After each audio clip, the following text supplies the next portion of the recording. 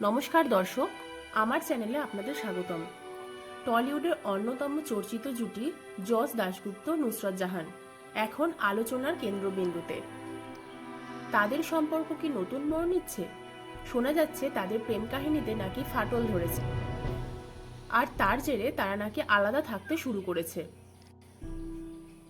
তাদের সম্পর্ক শুরু হওয়ার সময়ও যেমন বিপুল আলোচনা হয়েছিল, ঠিক বিচ্ছেদের সময়ও পুরো সরগরম টলিপাড়া।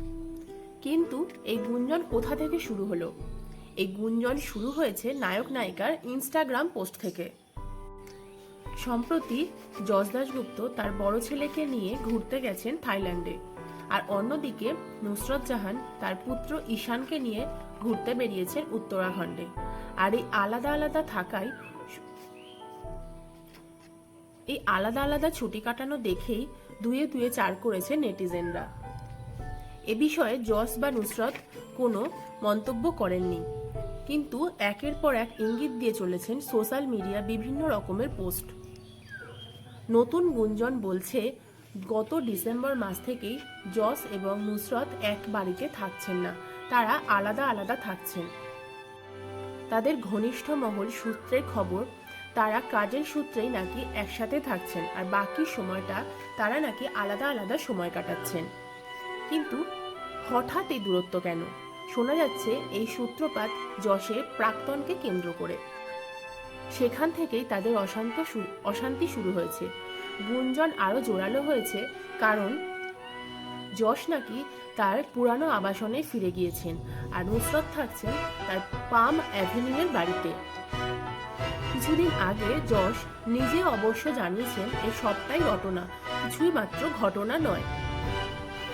আরও বিস্ফোরক খবর হলো, যশ যখন মুম্বাইয়ে ছিলেন তখন নাকি নুসরত গুপ্তচর লাগিয়েছিলেন, আর সেখান থেকেই হলো খবরের সূত্রপাত। শুধু তাই নয়, একসঙ্গে থাকার জন্য নুসরত নাকি যশকে বেশ কিছু শর্ত দিয়েছেন, আর সেটাই হয়েছে পুরোপুরি সূত্রপাত, যেটা যশ একেবারেই মানতে নারাজ। কিন্তু সত্যি কি তারা আলাদা হয়েছেন, নাকি এ শুধুমাত্রই রটনা?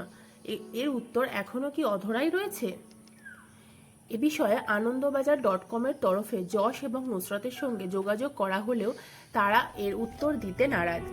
তাদের এই নীরবতা কি তাদের বর্তমান সম্পর্কে অবস্থা নীরবতা দিচ্ছে?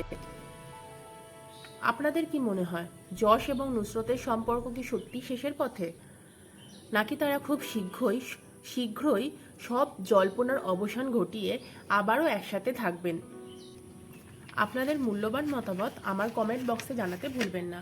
আর ভিডিওটি ভালো লাগলে অবশ্যই সাবস্ক্রাইব করবেন, লাইক করতে ভুলবেন না কিন্তু, আর কমেন্ট শেয়ার অবশ্যই করবেন। আর নতুন নতুন তথ্য পেতে অবশ্যই আমার চ্যানেলটা সাবস্ক্রাইব করে রাখবেন। বাই।